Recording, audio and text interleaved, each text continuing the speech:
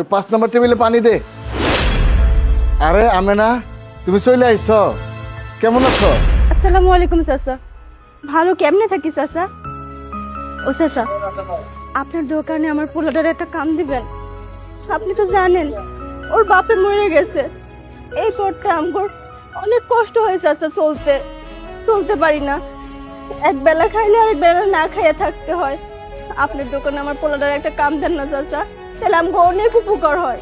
আরে এতিম পোলারে আমি কষ্ট দিমু কে?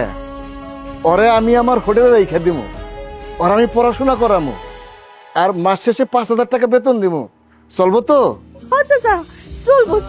আচ্ছা ঠিক আছে, তুমি এখন বাড়িতে যাও, ওরে আমি আমার হোটেলে রেখে দিতেছি। আসো বাবা।